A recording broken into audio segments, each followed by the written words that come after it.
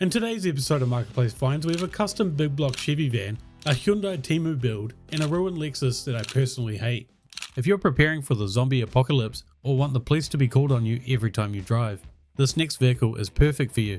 It's a year 2000 Hummer H1 that, as you can see, has undergone many modifications. The main attention grabbing feature being the huge 50 cal sticking out the roof, which has been converted to simfire, so it's completely legal, but probably don't let your buddies with felonies try it. It's featured on many shows such as Fox News, The Billionaires Club, and Wide Open Spaces. Not going to lie, I think it actually looks great, and the wrap is fitting all except for the crimson chin-esque front end that looks like someone's kid designed it. The interior, oddly enough, looks worse than what the factory H1s came out with, so I'm not sure what happened there, and it reveals the second biggest safety concern with this vehicle, the front windscreen. As you can see, there's no way you can see clearly out of the triangle windshield, but I guess that doesn't matter too much if there's a zombie apocalypse, but I wouldn't be driving this through school zones. The seller is after $65,000, and I can definitely see someone paying that much for it. This is what happens when your paint sniffing cousin gets a hold of a Temu ordered angle grinder and goes to town on their 1997 BMW 3 Series. There's honestly nothing about this that looks good.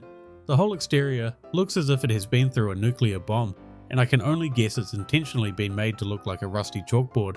The prisoner bars as the back window really highlights the quality of work you can expect in the other worlds not shown through the pictures, and I guess the creator forgot rain existed. Moving on to the interior, we see the nicest part of this car being the seats, which surprisingly look super tidy, but other than that we've got missing door cards and a steering wheel that you probably need a tetanus shot to use. The owner is looking for $2,500, and for that it gets a clown sticker, as this thing deserves to be put out of its misery in a scrapyard.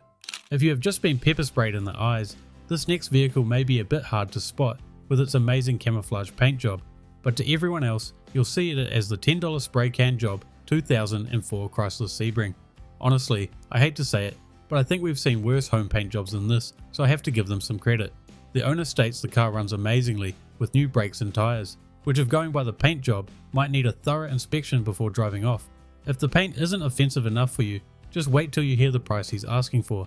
They are after a huge $10,000. I think the paint fumes went straight to their head. Now this 2007 Dodge Nitro is apparently a show car designed after a very well-known hero, but to me it just looks like a money pit with some weird paintwork.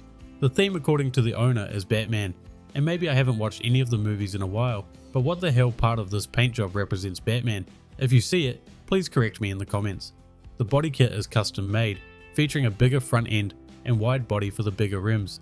Even though there's no photos, the interior apparently features 4 subs, 6 amps, 14 speakers, and 6 TVs, which brings me onto my biggest gripe with this build. As it has only travelled 3,000 miles total, like what's the point in spending all this time and huge amounts of money if you never drive it, as it's only travelled an average of 160 miles per year. Because of that, this vehicle gets a clown sticker, and unfortunately they didn't put a price on it, but we can all assume with their taste it's going to be far too much. Nothing says marketplace deal like seeing a beautiful primer grey paint job that the owners put off finishing the last couple of years, just like this 2005 Dodge Magnum RT's 1. I'm not a huge fan of these cars' looks, especially when you chuck what can only be described as a pig snout hood scoop on it. But what can you do when your wife wouldn't let you get a Challenger instead? It's getting up there in mileage, sitting around 180,000 miles, so I'm guessing the primer job probably looks better than what it did. Surprisingly, the interior looks great with no cracks or seat tears in sight. The owner is after only $3,500, which honestly isn't too bad at all for a rear-wheel drive V8 Hemi. I don't think I've seen a well-done kit car in all the episodes we've done, and this 1985 Pontiac Fiero playing dress-up as the legendary Ferrari F40 is ugly enough to make an Italian cry. The front end is not only in the wrong colour, but is missing a headlight and even has a handy tow strap ready to tow it to the junkyard. The rest of the bodywork photos highlight the poor quality paint, cracks and wide panel gaps, and the only one you're fooling with those rear taillights are the legally blind. Even the one interior photo we get reveals it's been parked outside with the windows down, giving it the nice wet carpet mold smell we all love. The owner initially had it listed up for $5,000, but after a few weeks realised no one wants this nightmare, has dropped it down to $3,500, but there's still been no bites. I think this next vehicle has possibly got more parts on it from Temu than what it came with from the factory. It was once a 2013 Hyundai Veloster, but this guy had to throw the catalogue at it after pulling up to car meets, and people kept asking if he works for DoorDash or Uber Eats. So now we're left with whatever you call this eyesore. It's got the classic fake carbon hood, fake carbon wheel arches, and worst of all, this hideous wing, which is just not necessary for the 200 horsepower these things make. And of course, the genius has tinted his brake lights, and I'd do that too, and hope that somebody rear ends it, and you might actually get some of the money back you wasted on it from insurance. I don't hate the chameleon wrap as much as what most would do, but it definitely doesn't help with all the other things.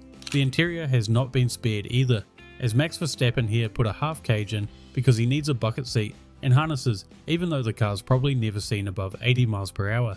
The rear cage leaves even less room for anyone to fit in the tiny back seats, but that's alright, because I don't think anyone wants to be seen in this anyway. The seller is looking for $5,400, which honestly doesn't seem too bad of a price. Give me a hell yeah! Florida never fails to make some of the craziest cars we come across, as here we have this insane Chevy van mudding truck. As you can see, it's got an insane lift that even has a hydraulic system that can lift the body up and down to give better access to the engine or just to climb into it easier. It's got other crazy mods such as hydraulic steering, 5-ton axles, but best of all, a big dog Chevy 454 big block engine in it. So don't tell Greta Thunberg. How dare you! If I had a huge engine like that, I'd be painting some flames down the side of it too. They are looking for $18,500, and considering the price in just parts alone, that honestly might not be too far off what they'll get for it.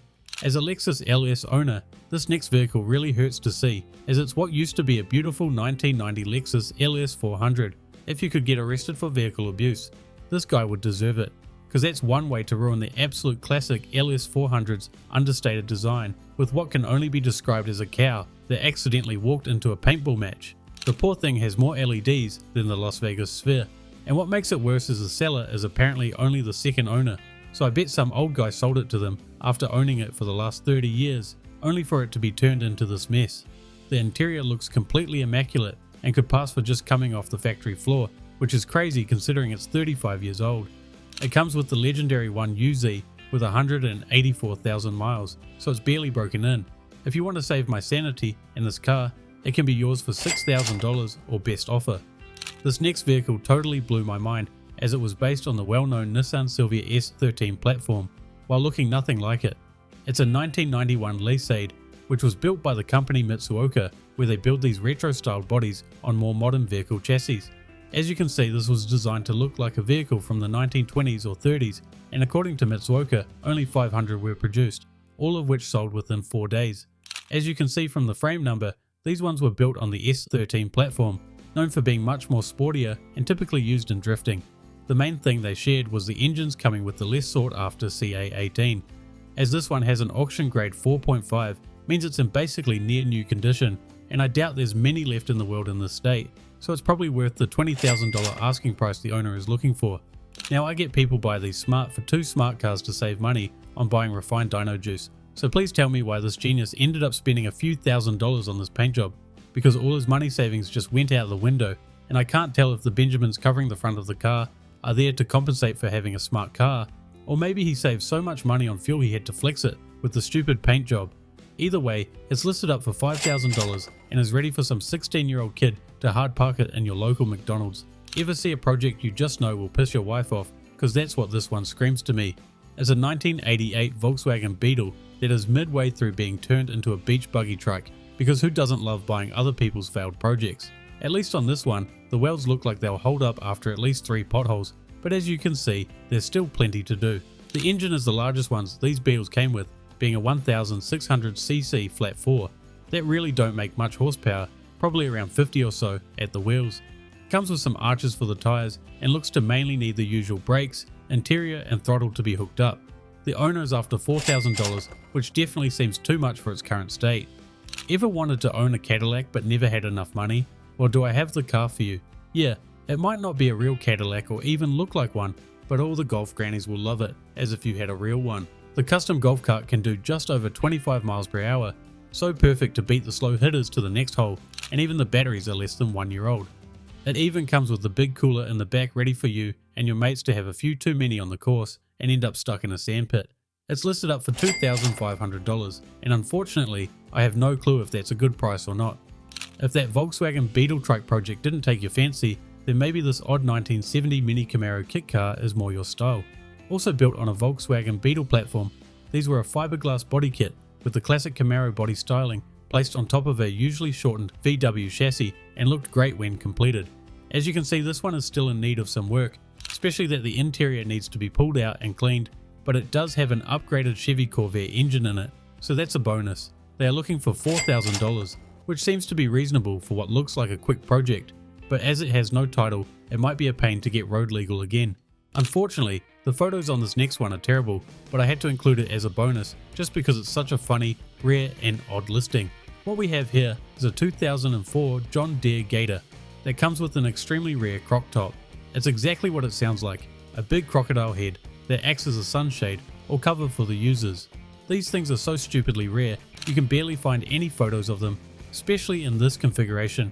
A few with the crock top and the 6-wheeled variant have been sold, but this is the only one I could find in the 4-wheeled variant. The owner states it never worked, so chances are it's extremely tidy and basically brand new, as it would have never seen any mud, but it does still have the gas engine inside it, so someone mechanically inclined could get it going. They are after $13,500, and the last one I saw sold at auction for just over $7,000, but that was in a well-used state. Thanks for watching another episode of Garage Gold. I hope you enjoyed. We just passed 5,000 subscribers. The support we've received on this channel has been way more than what we could have imagined, so I'm glad everyone's enjoying the videos. Also, thank you to Colton, who sent us a bunch of cars on our Instagram for us to use in the videos.